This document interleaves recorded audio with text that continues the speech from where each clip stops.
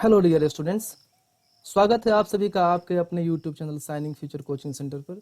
आज इस वीडियो में हम आपके लिए लेकर आए हैं Jharkhand ANM GNM entrance exam के लिए mathematics questions with full explanation. यहाँ पर जो भी सॉल्यूशन दिए जाएंगे तो आपको उस सॉल्यूशन का एक्सप्लेनेशन भी दिया जाएगा, तो वीडियो को बिल्कुल स्किप मत कीजिएगा, वीडियो में बिल्कुल बने रहिएगा अंत तक। और जो लोग हमारे चैनल पर नए हैं उनसे रिक्वेस्ट है कि आप हमारे channel signing future coaching centre को जरूर सब्सक्राइब कर लीजिएगा, बेल आइकन को प्रेस कर दीजिएगा ताकि नेक्स्ट वीडियो सीधे आपके पास पहुंच जाए। तो चलिए देखते हैं क्वेश्चंस। पहला क्वेश्चन है 120 को अभाज्य गुणनखंड के रूप में लिखा जा सकता है। तो 120 का अभाज्य गुणनखंड निकालते हैं। 2 से काटेंगे 60 आएगा, फिर 2 से काटेंगे 30 आएगा, फिर 2 से काटेंगे 15 आएगा। अब 2 से नहीं कटेगा, 3 से काट दिए, 3 पचे 15, यानी 2 गुने 2 गुने 3 गुने 5। ऑप्शन नंबर ए मिल रहा है, ऑप्शन नंबर ए हो जाएगा सही। अगला प्रश्न है कि 26 और 91 का HCF है, तो उसके लिए क्या करेंगे कि 26 का अभाज्य गुणनखंड हो जाएगा 2 गुने 13, ठीक है। और 91 का अभाज्य गुणनखंड हो जाएगा 7 गुने 13। HCF में क्या करते हैं हम लोग कि जो कॉमन देखते हैं कि जो दोनों में मिल रहा उसका छोटा पावर वाला को लिख लेते हैं। तो यहाँ पर 13 दोनों में मिल रहा है और दोनों में सेम पावर है, तो HCF हमारा 13 हो जाएगा। तो option number B is the right answer. Next question है कि 3 + 2√5 कैसी संख्या है। तो 2√5 एक अपरिमेय संख्या है, क्योंकि यह एक परिमेय और अपरिमेय का गुणनफल है। और 3 क्या है, एक परिमेय संख्या है, लेकिन एक परिमेय और एक अपरिमेय का योगफल जो होता है वह अपरिमेय होता है। तो ऑप्शन नंबर बी हो जाएगा सही उत्तर। अगला प्रश्न है कि यूक्लिड विभाजन प्रमेयिका के अनुसार a = BQ + R में b क्या है। तो यह होता है भाज्य बराबर भाजक गुने भागफल प्लस शेषफल। तो बी क्या हो गया, बी हो गया भाजक, तो सही उत्तर हो जाएगा बी।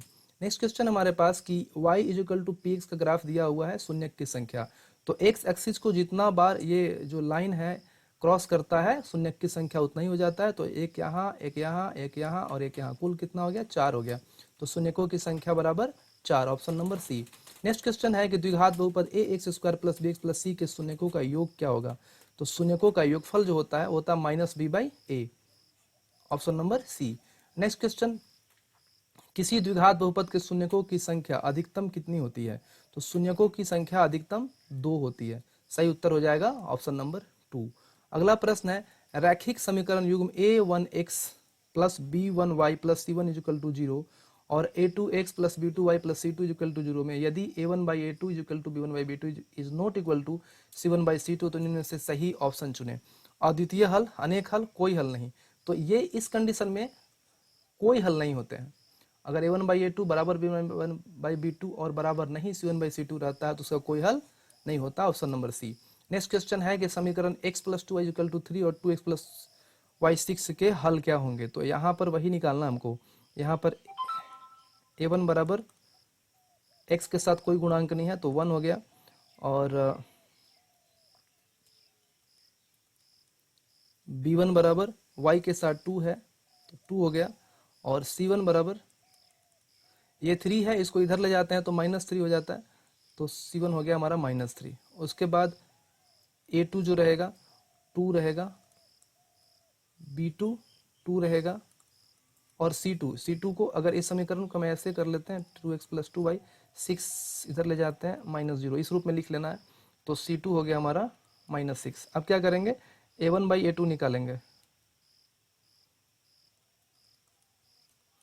तो a1/a2 1/2 है, b1/b2 निकालेंगे। तो b1/b2 क्या है, b1 और b2 हो जाएगा 2/2 यानी कि 1। उसके बाद c1/c2, तो c1/c2 -3/-6 यानी 1/2। तो हमारा क्या आ गया कि a1/a2 is not equal to b1/b2। ये कंडीशन में अद्वितीय हल हो जाता है, तो हमारा उत्तर क्या हो जाएगा, एक हल, ऑप्शन नंबर सी। अगला प्रश्न है कि समीकरण निकाय x + 2y = 3 5x + ky = 15 के अनगिनत हल होने के लिए k का मान क्या है।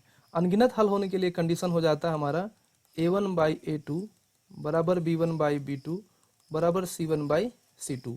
और हमारे पास यहाँ क्या है, a1 अगर हम इस समीकरण को लिख लेते हैं ऐसे, तो ये हमारा हो जाएगा X plus 2y minus 3 is equal to 0 पहला, और ये हो जाएगा 5x plus K Y minus 15 is equal to 0, दूसरा समीकरण आ गया।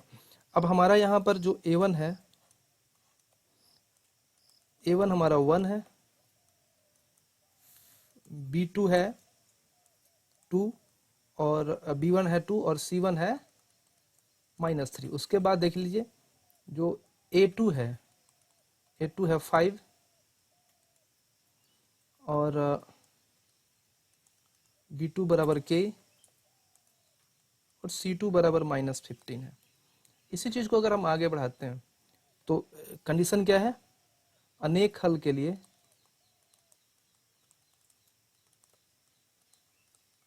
कंडीशन है कि a1 बाई a2 बराबर b1 बाई b2 बराबर c1 बाई c2। तो हमारे पास क्या हो जाएगा, a1 बाई a2 यानी कि 1/5 इज इक्वल टू 2 बाई के इज इक्वल टू -3 बाई -15। तो हमें ज़्यादा दूर नहीं जाना, इन दोनों को लेके आगे बढ़ जाना है।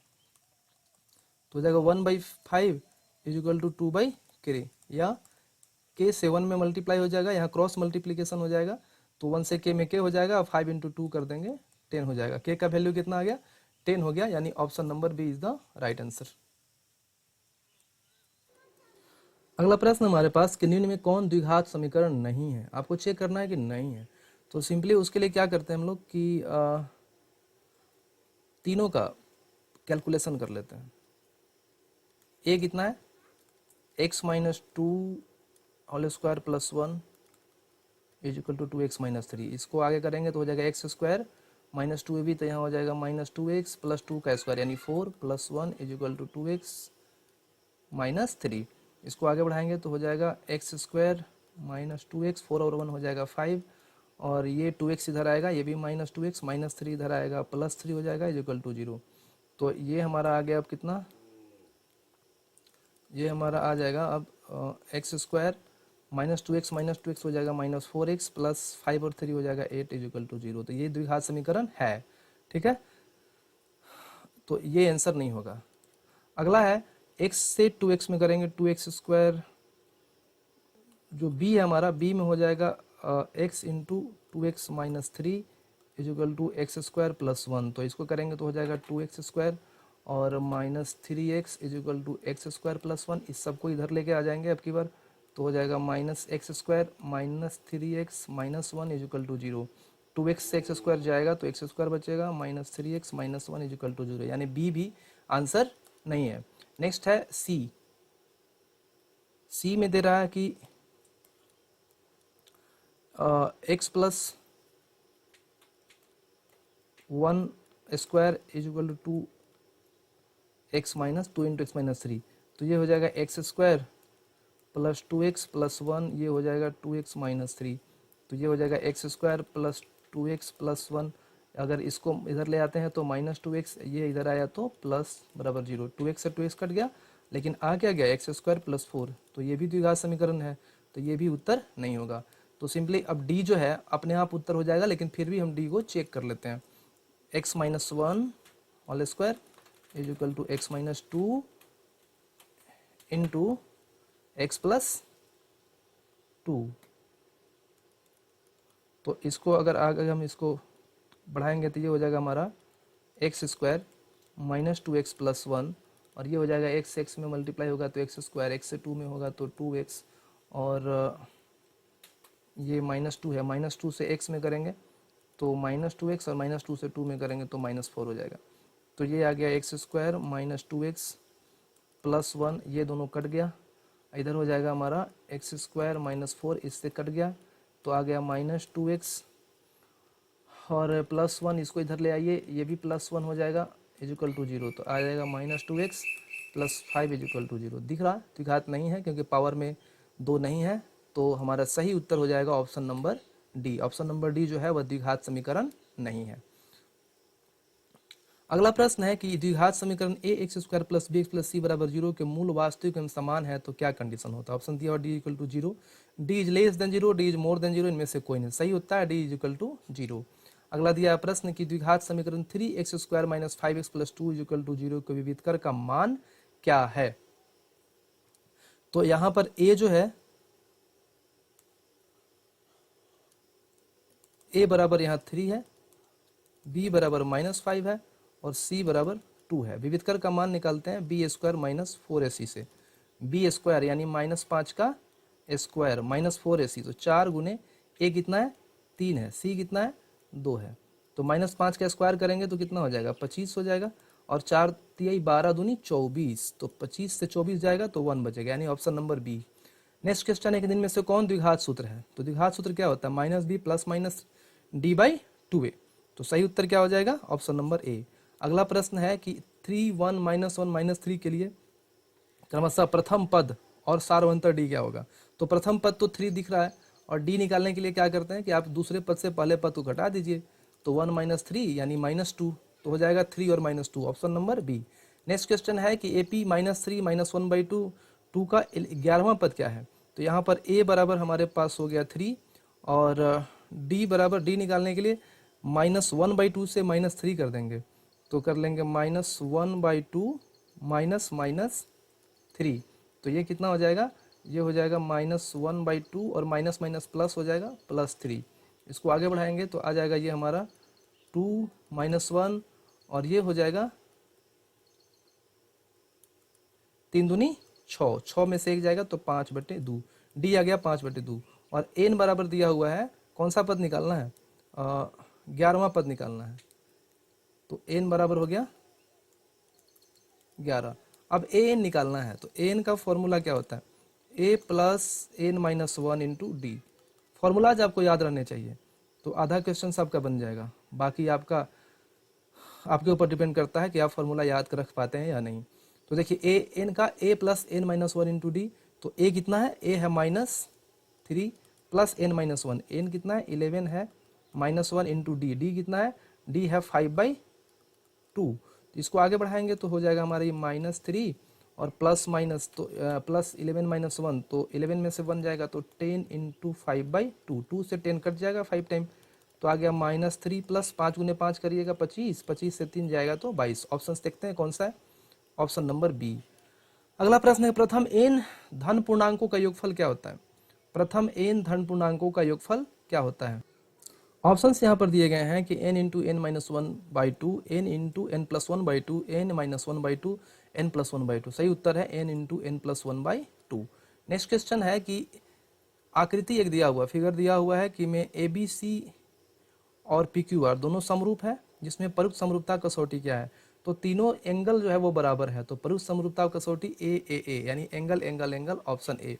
देखिए यहाँ पर 60 है, यहाँ भी 60, 80 तो 80 और 40 तो 40, तो सही उत्तर हो जाएगा AAA। अगला प्रश्न है कि एक समलंब ABCD, जिसमें AB जो है वो CD के पैरेलल है, के विकर्ण परस्पर बिंदु O पर प्रतिच्छेद करते हैं। सॉरी यहाँ पे क्वेश्चन में छूटा हुआ है। यदि AB = 2CD हो तो AOB और COD के क्षेत्रफल का अनुपात याद करिए। तो हम क्या करेंगे कि एक समलंब बना लेते हैं ABCD, जिसमें AB और CD पैरेलल है, ठीक है। तो हमने यहाँ पर एक समलंब ड्रॉ कर लिया है, जो AB है वह 2CD है, AB = 2CD। अभी क्या है कि और दिया है कि AB जो है वह पैरेलल है CD का। जब ABCD का पैरेलल हो गया तो ये कोण और ये कोण एकांतर हो जाएगा, ये और ये एकांतर हो जाएगा, और ये दोनों कोण हो जाएगा शीर्षाभिमुख। तो यहाँ पर तीनों कोण बराबर मिल गए, शीर्षाभिमुख कोण बराबर होते हैं, एकांतर कोण बराबर होते हैं, तीनों कोण बराबर मिल गए। तो AAA समरूपता कसौटी से जो त्रिभुज है हमारे पास AOB और COD, त्रिभुज AOB समरूप त्रिभुज COD, और समरूप त्रिभुज के जो क्षेत्रफल का अनुपात होता है संगत भुजाओं के अनुपात के वर्ग के बराबर होता है। तो हम लिखेंगे कि एरिया ऑफ, क्या पूछ रहे हैं कि AOB और COD के क्षेत्रफल का अनुपात, तो area of AOD by area of COD, संगत भुजाओं, तो इसका हो जाएगा AB और इसका लिख लेते हैं CD का स्क्वायर।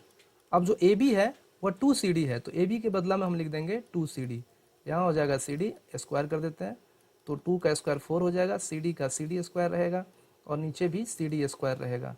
सी डी स्क्वायर से सी डी स्क्वायर कट गया तो बचा 4/1 यानी कि 4:1। तो 4:1 का रेशियो आ गया। ऑप्शंस देखते हैं, option number C is the right answer. अगला प्रश्न है कि त्रिभुज एबीसी में ए बी 7 सेंटीमीटर है, ए सी 25 सेंटीमीटर है और बी सी 24 सेंटीमीटर है, तो कोण बी का मान क्या हो जाएगा। एक त्रिभुज बना लेते हैं। चलिए ये हमारा हो गया ए बी सी, सबसे बड़ा ए सी है तो ए सी को सबसे बड़ा रखें, 25 सेंटीमीटर है। अब ए बी को लिख लेते हैं 7 सेंटीमीटर और बी सी है 24 सेंटीमीटर। तो अगर इन दोनों का योगफल करेंगे और उसका फिर वर्गमूल निकालेंगे तो 25 आ जाएगा। तो इसका मतलब है कि कोण भी हमारा समकोण हो जाएगा। इसको देख लेते हैं, कमेंट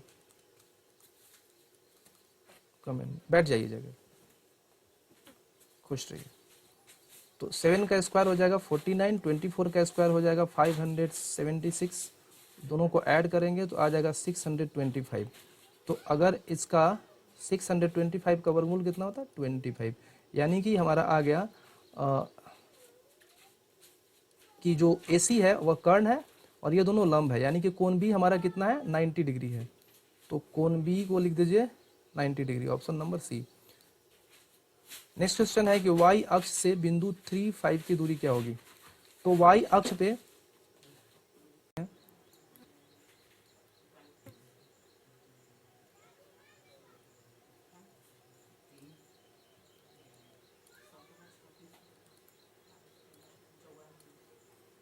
1 2 3 4 5, ये हमारा x है, इधर x डैश y डैश और ये y, 1 2 3 4 5। तो जो बिंदु है वो दोनों पॉजिटिव है तो हमें नेगेटिव लिखने की आवश्यकता है नहीं, इधर माइनस वालों को चाहो तो लिख भी सकते हैं आप। तो अभी क्या है कि हमारा जो बिंदु है वो क्या दिया हुआ है यहाँ पर 3 5, यानी x का 3 y का 5, तो वो कहाँ मिलेगा 1 2 3 4 और 5। तो x का 3 y का 5 यहाँ मिल गया, इसका नाम हो जाएगा 3 5। और ये जो बिंदु है ये कहाँ पे है, ये y अक्ष पे x का मान हमेशा 0 रहता है। तो ये हमारा बाबू ये हमारा हो जाएगा यहाँ पे बिंदु x का 0 y का 5, तो इसको लिखेंगे 0 5। अब हमें दो बिंदु मिल गए, यही डिस्टेंस हमें ज्ञात करना है यहाँ से यहाँ तक, यानी तो बिंदु हमारे पास क्या क्या है 0 5 y अक्ष वाला बिंदु और 3 5, दोनों के बीच का डिस्टेंस हम डिस्टेंस फार्मूला से निकाल लेंगे। उसमें क्या होता है x2 - x1 मतलब 3, ये हमारा x1 है, ये y1 है, ये हमारा x2 है, ये y2 है। तो x2 - x1 करना है, 3 - 0 करना है, 3 - 0 का स्क्वायर और फिर 5 - 5 का स्क्वायर करेंगे। तो 3 - 0 यानी कि 3 स्क्वायर और 5 - 5 यानी कि 0 स्क्वायर। तो 0 का कहानी खत्म कर देना है, यहाँ से 9 का वर्गमूल 3 आ जाएगा। तो सही आंसर हो जाएगा ऑप्शन नंबर डी 3। अगला प्रश्न हमारे पास कि -10, 6 और 6 - 10 को मिलाने वाली रेखा के मध्य बिंदु का क्या नियामक है। तो मध्य बिंदु का सूत्र क्या होता है x1 + x2, तो क्या करेंगे -10 + 6/2 और y1 + y2/2, तो 6 + -10/2। तो फिर ये कितना आ जाएगा हमारा -10 + 6 हो जाएगा -4/2 और ये हो जाएगा 6 और प्लस माइनस माइनस -10/2। तो फिर आ जाएगा -4 से 2 कटेगा तो -2 और ये 6 से -10 जाएगा -4, ये भी -2 और -2, यानी option number D is the right answer. तो अभी प्रश्न है हमारे पास कि tan 30 degree by 1 - tan square 30 degree का मान क्या होगा। तो इसको निकालने के लिए क्या करेंगे हम लोग कि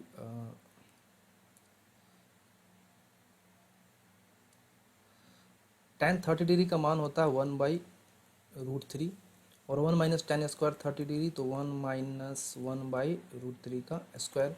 फिर इसको आगे बढ़ाएंगे 1/√3 और ये हो जाएगा हमारा 1 - 1/√3 का स्क्वायर करेंगे तो 1/3 हो जाता है। और फिर इसको आगे बढ़ाएंगे तो हो जाएगा 1/3 बाई, ये इसको घटाएंगे तो 3 - 1/3 हो जाएगा। और फिर इसको लिखेंगे 1/√3, 3 से 1 जाएगा तो 2 2/3, फिर इसको आगे बढ़ाते हैं तो 1/√3 इंटू ये पलट जाएगा तो √3 से 3 कट जाएगा √3 टाइम, तो हो गया √3/2। ऑप्शन देखते हैं। √3/2 किसका वैल्यू होता है? तो √3/2 होता है साइन 60 डिग्री का वैल्यू।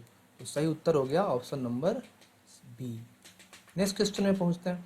नेक्स्ट क्वेश्चन है हमारा cosec 31 degree minus sec 59 degree. तो इसको लिखेंगे कोसेक 31 को हम लिख सकते हैं कोसेक 90 माइनस 59। 59 से हम जब 90 से 15 घटाते हैं तो 31 आता है। अब लिख लीजिए सेक 59 डिग्री बराबर क्या हो जाएगा? कोसेक 90 माइनस 59 का हो जाएगा सेक 59 डिग्री, और minus sec 59 degree is equal to 0। तो सही उत्तर हो गया ऑप्शन नंबर बी। ये फॉर्मूला कौन सा है? ये फॉर्मूला है कोसेक 90 डिग्री माइनस ए बराबर सेक ए। अगला प्रश्न है यदि sine A is equal to 3/5 तो कोसेक का मान क्या होगा? तो यहाँ पर एक ट्रायंगल ड्रॉ करते हैं।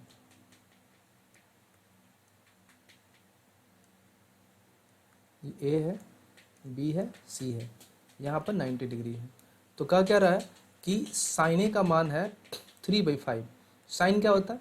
कोण ए के लिए लंब बटे कर्ण। तो कोण ए के लिए लंब क्या हो जाएगा? BC। तो 3 और कर्ण हो जाएगा AC, 3/5। तो यहाँ पर ए बी निकालना है। ए बी निकालने के लिए क्या करेंगे? AC² माइनस BC स्क्वायर, मतलब कि 5 का स्क्वायर माइनस 3 स्क्वायर। तो 5 का स्क्वायर 25, 3 का 9 यानी कि √16 यानी कि 4। तो ये आ गया 4। निकालना क्या हम लोग को? हम लोग को निकालना है यहाँ पर कौसे का मान। तो कौसे क्या होता है? आधार बटे कर्ण होता है। आधार क्या है हमारा? आधार 4 है, तो कौसे इज इक्वल टू आधार 4 है और कर्ण इसका 5 है, तो लिखेंगे 4/5। अब आ जाते हैं कहाँ? ऑप्शन देखते हैं कि 4/5 किसका है, तो option number B. Next question हमारे पास कि धरती पर एक मीनार ऊर्ध्वाधर खड़ी है। धरती के एक बिंदु से जो मीनार के पाद बिंदु से 15 मीटर दूर है, मीनार के शिखर का उन्नयन कोण 60 डिग्री है, तो मीनार की ऊंचाई क्या है? तो यहाँ पर एक ड्रॉ करते हैं ट्रायंगल।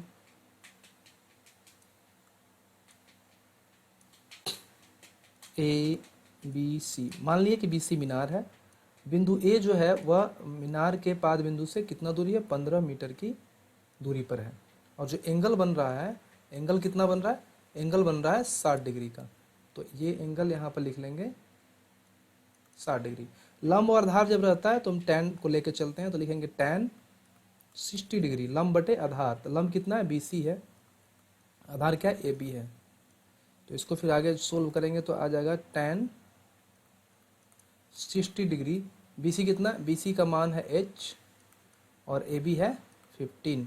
tan 60 का मान होता है √3 बराबर H/15।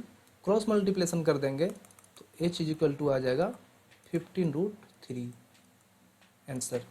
तो सही उत्तर है 15√3, ऑप्शन नंबर बी।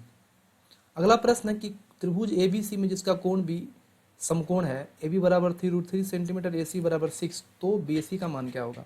तो एक ट्रायंगल ड्रॉ करिए। ये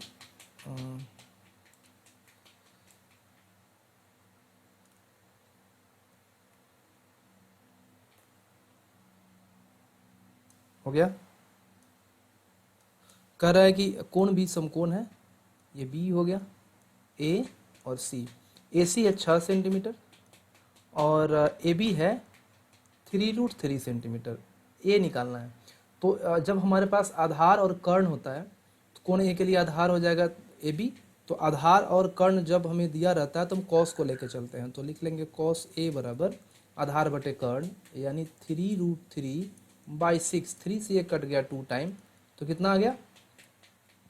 √3/2। √3/2 किसका वैल्यू होता है? cos 30 का वैल्यू होता है। तो यहाँ लिख लेंगे हम लोग cos 30 डिग्री आंसर हो जाएगा हमारा। अगला प्रश्न हमारे पास है किसी वृत्त की स्पर्श रेखा उसे कितने बिंदु पर प्रतिच्छेद करती है? तो स्पर्श रेखा वृत्त को सिर्फ एक बिंदु पर प्रतिच्छेद करती है, ऑप्शन नंबर ए हो जाएगा राइट आंसर। अगला प्रश्न है कि 5 सेंटीमीटर त्रिज्या वाले एक वृत्त के बिंदु P पर स्पर्श रेखा PQ, एक वृत्त के बिंदु P पर स्पर्श रेखा PQ यानी कि जो P है वह वृत्त के ऊपर ही होना चाहिए। तो यहाँ हम एक वृत्त बना लेते हैं। और यहाँ मान लेते हैं कि P है, और ये हो गया O। स्पर्श रेखा PQ है, तो यहाँ मान लेते हैं Q है। ये हो गया त्रिज्या। वृत्त का त्रिज्या कितना दिया हुआ है? 5 सेंटीमीटर। तो OP हमारा हो जाएगा 5 सेंटीमीटर। और क्या दिया हुआ है कि OQ बराबर 12 सेंटीमीटर, तो ये हो जाएगा 12 सेंटीमीटर। हमें ज्ञात करना है PQ की लंबाई, स्पर्श रेखा की लंबाई। तो हम जानते हैं कि जो स्पर्श रेखा होती है त्रिज्या पर लंब होती है, तो यहाँ 90 डिग्री हो गया, मतलब कि ये लंब हो गया, ये आधार हो गया, और कर्ण हो गया हमारा ये 12 सेंटीमीटर OQ। तो हमें निकालना PQ है, तो PQ निकालने के लिए क्या करेंगे? PQ निकालने के लिए अंडर रूट OQ का स्क्वायर करेंगे माइनस OP का स्क्वायर करेंगे। तो ये कितना आ जाएगा? 12 स्क्वायर माइनस 5 का स्क्वायर। 12 का स्क्वायर होता है 144 और 5 का होता है 25। 144 से 25 जब घटाते हैं तो अंडर रूट 119 आ गया। अब देखते हैं ऑप्शंस में है कि नहीं है, तो ऑप्शन नंबर डी हो जाएगा राइट आंसर। अगला प्रश्न है हमारे पास कि ओ केंद्र वाले वृत्त में PT तथा TQ दो स्पर्श रेखाएं हैं और POQ इक्वल टू 80 डिग्री, तो PTQ कितना हो जाएगा? केंद्र O है, एक वृत्त बनाते हैं,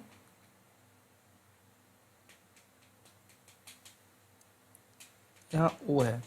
अब क्या दिया है कि PT तथा TQ दो स्पर्श रेखाएं हैं, तो बाहर एक लाइन हो जाएगा, इसका नाम हो जाएगा T। ओहो, इसको इरेज कर लेते हैं।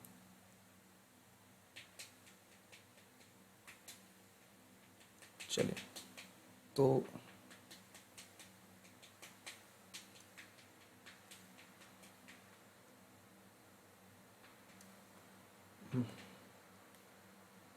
हमने यहाँ फिगर बना लिया है।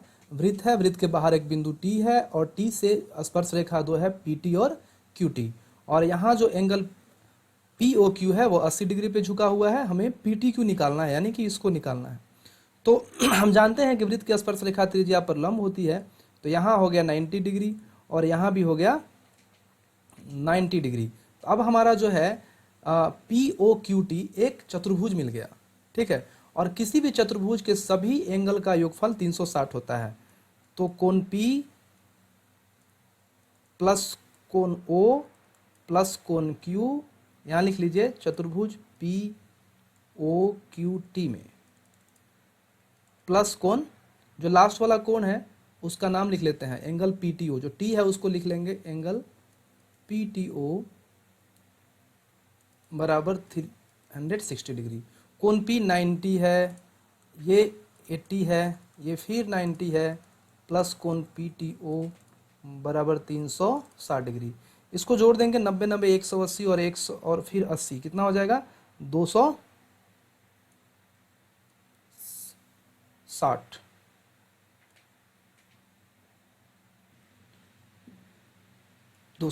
Plus angle PTO is equal to 360 degree, इसलिए angle PTO is equal to हो जाएगा 360 minus 260 is equal to 100 degree.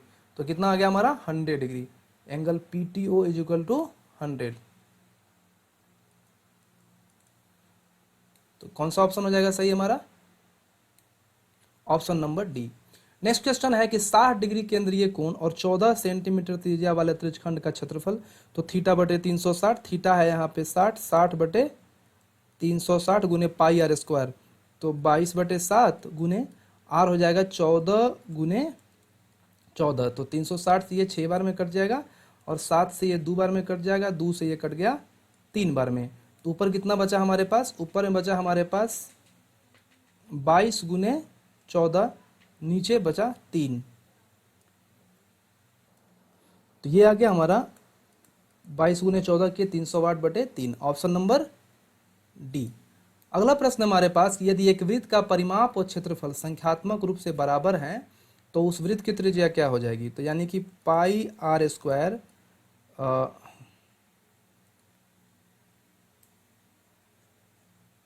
परिमाप और क्षेत्रफल बराबर, तो पहले परिमाप लिख लेते हैं 2 pi R is equal to pi R square. तो पाई से पाई कट गया और ये हो गया 2r, आर स्क्वायर हो गया r इंटू आर,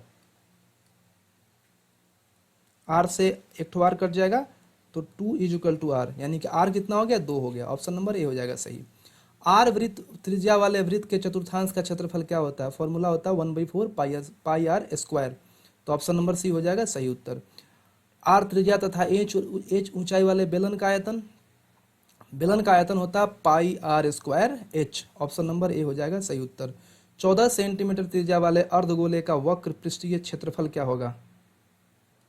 तो अर्धगोला का वक्र पृष्ठ का फॉर्मूला होता है 2 पाई आर स्क्वायर, तो यहाँ हो जाएगा 2 इंटू 22/7, आर है 14 गुने 14, 7 से 14 कट जाएगा 2 बार में। अब हमारे पास कितना आ गया 2 गुने 22 गुने 2 गुने 14, तो 2 गुने 22 गुने 2 गुने 14 करने पर आ जा रहा है 1232 सेंटीमीटर स्क्वायर, तो option number C is the right answer. अगला प्रश्न है कि यदि किसी घनाभ की लंबाई एल, चौड़ाई बी तथा ऊंचाई एच हो तो घनाभ का आयतन L B H, option number A. Next question है कि यदि x 3 4 5 का माध्य 5 हो तो x का मान क्या होगा? संख्या 4 है तो इसको लिखेंगे x + 3 + 4 + 5 by 1 2 3 4 by 4 is equal to 5, तो ऐड करेंगे ऊपर तो हो जाएगा x + 3 4 7 5 12, और यहाँ तिरछा तिरछी गुना कर देंगे तो 12, और ये हो जाएगा हमारा 4 × 5 = 20, इसलिए x बराबर क्या हो जाएगा 20, 12 इधर आ जाएगा -12, कितना 8 हो गया, तो सही उत्तर हो जाएगा ऑप्शन नंबर सी 8। अगला प्रश्न है कि वर्ग अंतराल के उच्च सीमा एवं संचयी बारंबारता के बीच खींचे गए आलेख को क्या कहते हैं? तो हमारे पास ऑप्शन यहाँ पे से कम प्रकार का, से अधिक प्रकार का, आयत चित्र, बारंबारता बहुभुज, सही हो जाएगा से कम प्रकार का तोरण। अगला प्रश्न है घटना ई की प्रायिकता प्लस घटना ई नहीं की प्रायिकता क्या होती है? तो उत्तर हो जाएगा 1, ऑप्शन नंबर बी। नेक्स्ट है कि एक साथ 2 सिक्कों को उछालने पर कम से कम एक हेड आने की प्रायिकता क्या है? तो कुल परिणाम हो जाएगा 2, और जो अनुकूल परिणाम हो जाएगा वो हो जाएगा 1, तो प्रायिकता कितना हो जाएगा PH, प्रायिकता हो जाएगा 1/2, सही उत्तर हो जाएगा 1/2, ऑप्शन नंबर ए। वीडियो में बने रहने के लिए आपका शुक्रिया, थैंक यू सो मच।